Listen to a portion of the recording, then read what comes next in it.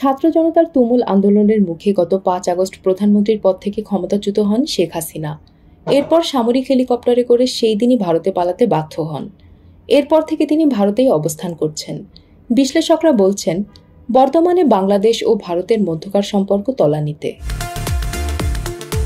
এদিকে এরই মধ্যে জাতিসংঘের ৭৯তম সাধারণ অধিবেশন শুরু হয়েছে। এতে অংশ নেবেন বাংলাদেশের অন্তর্বর্তী সরকারের প্রধান উপদেষ্টা ডক্টর মোহাম্মদ ইউনূস। সাধারণ অধিবেশনে যোগ দেবেন ভারতের প্রধানমন্ত্রী নরেন্দ্র মোদীও। ওই সময় মোদীর সঙ্গে সাইড লাইনে বৈঠক হতে পারে ডক্টর মোহাম্মদ ইউনূসের। তবে তাতে ভারতের প্রধানমন্ত্রী এতটা আগ্রহী নন বলেই মনে করছেন বিশ্লেষকরা। ওয়াশিংটনের উইলসন সেন্টারের সাউথ এশিয়া ইনস্টিটিউটের পরিচালক ও বিশ্লেষক মাইকেল কুগেলম্যান বলেন, ঢাকার সঙ্গে সম্পর্ক ভারতের জন্য অত্যন্ত সংবেদনশীল বিষয় হয়ে উঠেছে। যে কোনো উচ্চ পর্যায়ের সাক্ষাতে অন্তর্বর্তী সরকারের সঙ্গে আলোচনা করার ক্ষেত্রে ভারতকে এমন বিষয়গুলো নিয়ে মনোযোগী হতে হবে যা তারা বর্তমানে এড়িয়ে যেতে চায়। কুগেলম্যান বলেন, প্রধান সমস্যা হল ভারতে শেখ হাসিনার উপস্থিতি। অন্তর্বর্তী সরকার তাকে বাংলাদেশে প্রত্যর্পণের দাবি করলেও দিল্লি তাকে ছাড়তে চাচ্ছে না, কারণ হাসিনার ভারতের অনেক নেতার সাথে ঘনিষ্ঠ সম্পর্ক রয়েছে। বিশ্লেষক মাইকেল কুগেলম্যান বলেন, যদি মোদি ইউনূসের সঙ্গে সাক্ষাৎ করেন তবে এই বিষয়টি নিয়ে আলোচনা এড়ানো অসম্ভব হবে।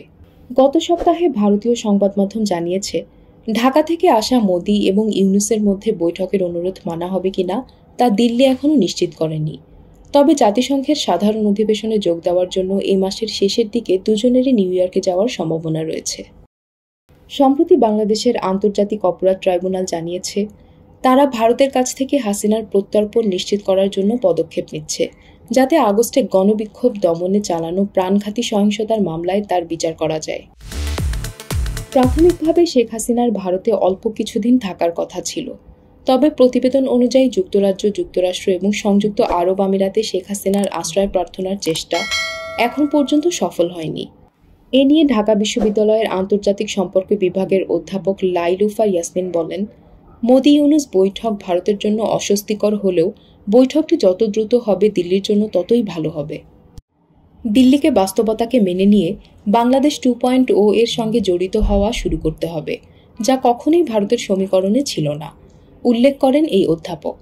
ইয়াসমিন আরও বলেন, ভারত হাসিনার নেতৃত্বাধীন আওয়ামী লীগের ওপর বাজি ধরেছিল এবং বাংলাদেশিদের আকাঙ্ক্ষা বুঝতে চেষ্টা করেনি। ভারতের এটা বোঝার সময় এসেছে। দুই দেশের সম্পর্ক শুধু একটি রাজনৈতিক দলের মাধ্যমে পরিচালিত হতে পারে না।